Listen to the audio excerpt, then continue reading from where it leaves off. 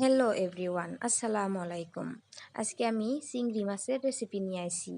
এই চিংড়ি মাছের রেসিপি বানাবার জন্য প্রথমে আমি চিংড়ি মাছ কয়টা নুন দিয়ে আর হালদি পাউডার দিয়ে মিক্স করে আধা ঘন্টার জন্য থিয়া দিছিলাম। এখন একটা কড়াইয়ের মধ্যে অল্প মিঠা তেল দিয়ে সেই চিংড়ি মাছ কয়টা ভাজা নিতেছি। এই যে ভাজা হইয়া গেছে, এখন একটা বাটিতে উঠিয়ে নিলাম। এখন এই তেলের মধ্যে আর অল্প তেল দিয়ে দিলাম, আর এনে 3টা ইলাইচি, 2টা লং আর অল্প একটু দারচিনি দিয়ে দিলাম, আর পেঁয়াজ কুচি আর কাঁচামরিচ কুচি দিয়ে দিলাম।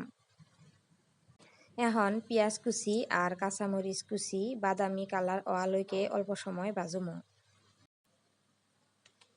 এখন এনে দিয়া দিলাম আদা রসুনের পেস্ট।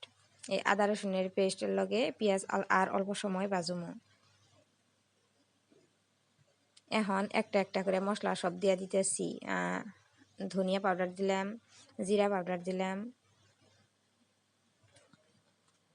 মরিচ পাউডার দিলাম, হালদি পাউডার,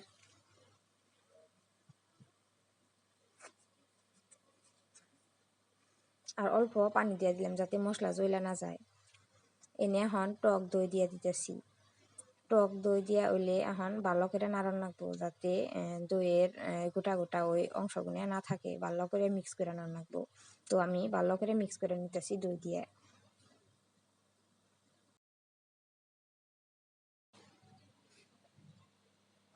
এখন অল্প পানি দিয়ে দিলাম।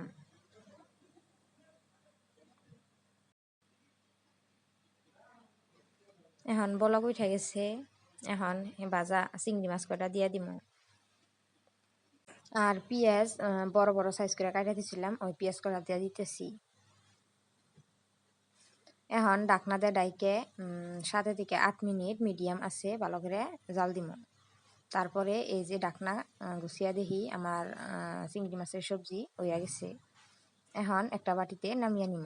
তো আজকের ভিডিও অনেক কাছে কেমন লাগলো, যদি ভালো লাগিয়া থাকে তাহলে লাইক কমেন্ট করে দেন জানি, আর শেয়ার করেন জানি। আর যারা যারা ফলো করেন নাই ফলো করে দেন জানি। আল্লাহ হাফিজ।